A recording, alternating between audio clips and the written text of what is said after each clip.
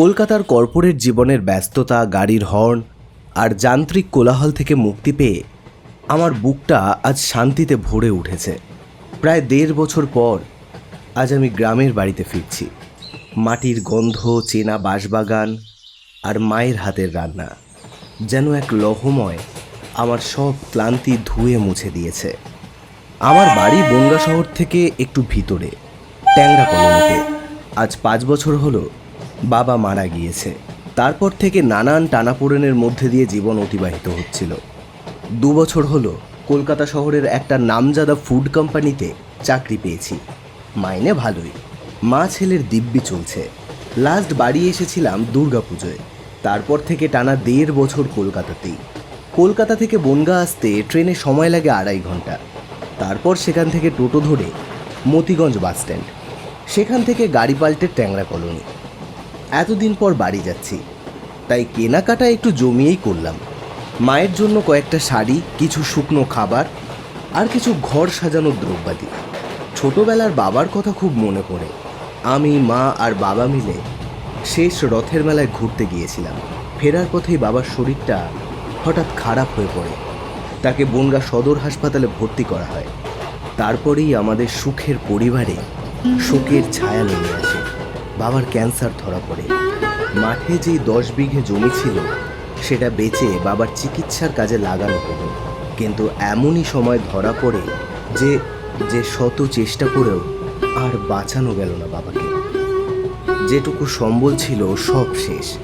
না রইল বাবা আর না রইল জমি, শুধু ভিটে বাড়িটুকুই সম্বল।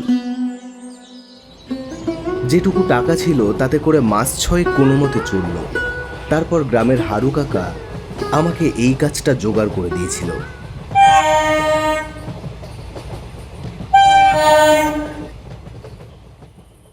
রাত তখন প্রায় ৯:৩০। গ্রামের নিস্তব্ধতা শহরের মাঝরাতের নিস্তব্ধতার চেয়েও অনেক বেশি গভীর। মা পরম যত্নে আমাকে গরম ভাত, দেশি মুরগির মাংস রান্না করে খাইয়েছে। আমি পরম তৃপ্তি ভরে খেতে লাগলাম। মা পাশে দাঁড়িয়ে আছে। খাওয়া শেষে মা বললেন, বাবু, পাশের অনিল কাকার বাড়িটা তো এখন পুরোটাই খালি। অনিল আর তার বউ তো গত বছরেই করোনায় মারা গেল। ওদের ওই ছোট্ট ছেলে দুখু, ও তো এখন ওর বুড়ো দাদুর কাছেই মানুষ হচ্ছে। বুড়িটার শরীর ভালো নেই, রাতে হয়তো রান্নাই করতে পারিনি। তুই একটু গিয়ে এই খাবারটা ওদের দিয়াই না বাবা। ঠিক আছে মা, এই বলে বেরিয়ে গেলাম। বাইরে তখন ঘুটঘুটে অন্ধকার, মেঘলা আকাশ, চাঁদের আলো বলতে কিছুই নেই। আমি টর্চ আর ব্যাগটা হাতে নিয়ে অন্ধকারের মধ্যে এগোতে লাগলাম। অনিল কাকাদের বাড়িতে যেতে হলে গ্রামের মূল রাস্তা ছেড়ে শর্টকাট পথ ধরতে হয়। সেই পথটা গিয়েছে একটা ঘন বাঁশবাগান আর পুরনো জঙ্গলের মাঝখান দিয়ে। দিনেও এই রাস্তায় কেউ যায় না, আর এই নিশুতি রাতে তো প্রশ্নই ওঠে না। কিন্তু আমি শহরের ছেলে, ভূত প্রেতে আমার তেমন বিশ্বাস নেই। আমি বুক ফুলিয়ে জঙ্গলের কাঁচা পথে পা বাড়াতে লাগলাম। জঙ্গলে ঢুকতেই আমার শরীরটা যেন আচমকাই ঠান্ডা হতে শুরু করলো। ঝিঁঝি পোকার একটানা ডাক আর মাথার উপর বাঁশের পাতার খসখস শব্দে এক অদ্ভুত মায়াবী ও ভয়ানক পরিবেশ তৈরি করেছে। জঙ্গলের মাঝখানে আসতেই দেখতে পেলাম প্রায় বুঝে যাওয়া একখানা পুকুর পাড়। স্থানীয় মানুষ বলে ওটা মরা ডোবা। ওই ডোবা নিয়ে গ্রামের মানুষের কাছে নানান ভৌতিক গল্প শোনা যায়। ভয়ে কেউ দিনের বেলাতেও ওই জঙ্গলের পথ মারায় না। আর এখন তো রাত প্রায় ১০টা। ভূতে বিশ্বাস করি না ঠিকই, কিন্তু তবুও যেন এই নির্জন নিস্তব্ধ পরিবেশে আমার বুকের ভেতরটা দরদর করতে লাগলো। যেন এক অজানা ভয় আষ্ঠে পৃষ্ঠে ধরেছে। মনে হচ্ছে বাগানের অদ্ভুত শব্দের মধ্যে যেন হাড় হিম করা একটা পরিবেশ সৃষ্টি করেছে। মনে মনে ভাবতে লাগলাম, না, এই রাতে আসাটা আমার মোটেই ঠিক হয়নি। দিনের বেলায় আসলেই ভালো হতো, কিন্তু উপায় কি? খাবারটা যে এক্ষুনি পৌঁছাতে হবে, না হলে যে দুখু আর ওর বুড়ো দাদু না খেয়ে রাত কাটাবে। অগত্যা সব ভয় সংকট কাটিয়ে এগোতে লাগলাম সেই জঙ্গলের পথ ধরে। যা হবে দেখা যাবে, এই সাহস নিয়ে টান টান পায়ে হাঁটতে থাকলাম।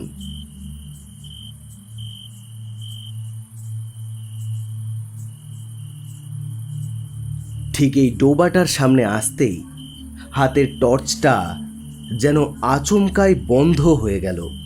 যা, এই সময় টর্চটার বন্ধ হওয়ার ছিল।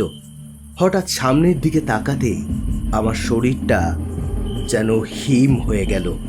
ডোবাটার ঠিক সামনেই একটা ছোট্ট বাচ্চার অবয়ব দাঁড়িয়ে আছে। ভালো করে লক্ষ্য করতেই গায়ের লোম যেন খাড়া হয়ে উঠল। বাচ্চাটার বয়স বড়জোর 2 বছর হবে। সে পিছন ফিরে ডোবার জলের দিকে তাকিয়ে দাঁড়িয়ে আছে। ভয়ে হাত পা যেন কাঁপতে লাগলো। চিৎকার করার মতো শক্তিও যেন আমি হারিয়ে ফেলেছি। আমি মনে মনে ভগবানের নাম করতে করতে ছায়ামূর্তিটির পাশ কাটিয়ে বেরিয়ে গেলাম।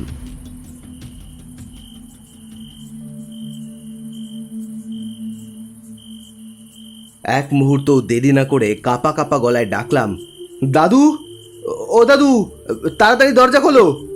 ভেতর থেকে একটা খড়খড়ে গলার আওয়াজ ভেসে এলো। কে কে ডাকে রে?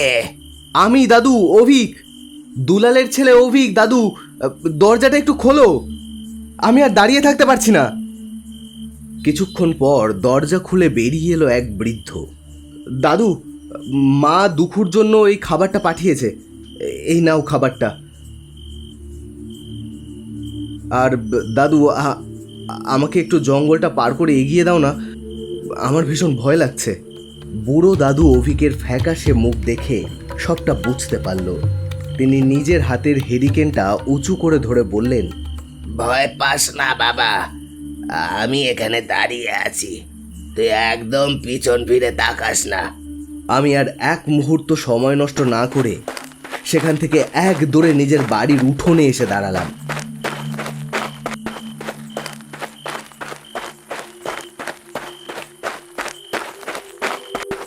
মা তখন দাওয়ায় দাঁড়িয়েছিল। আমাকে এমন হাঁপাতে দেখে মা জিজ্ঞেস করলো, কি রে বাবা, এরকম হাঁপাচ্ছিস কেন? কি হয়েছে? আর তোর হাতের টর্চটাই বা কোথায়? কি হয়েছে একটু খুলে বল তো। আমার শরীরে যেন একটু বল এসেছে মাকে দেখার পর, কিন্তু ভয়ের রেশটা যেন তখনও অব্যাহত। আমি কাঁপা কাঁপা গলায় বললাম, মা, আমি যখন ওই পথ দিয়ে যাচ্ছিলাম তখন জঙ্গলের ওই ডোবাটার পাশে হঠাৎ দেখতে পেলাম একটা ছায়ামূর্তি আমার দিকে পিছন ফিরে দাঁড়িয়েছিল। ওটা কি ছিল মা? মা আমার দিকে তাকিয়ে কিছুক্ষণ নিথর হয়ে দাঁড়িয়ে থাকলো, তারপর বলল, এটা আজ থেকে 10 বছরের আগের ঘটনা। সুবোধ বলে একজন লোক আর তার স্ত্রী একটা ফুটফুটে ছেলে ধীমানকে নিয়ে ওই জলাধারেই থাকতো। খুব সুখেই কাটছিল তাদের জীবন। কিন্তু অধিষ্ঠের কি পরিণাম!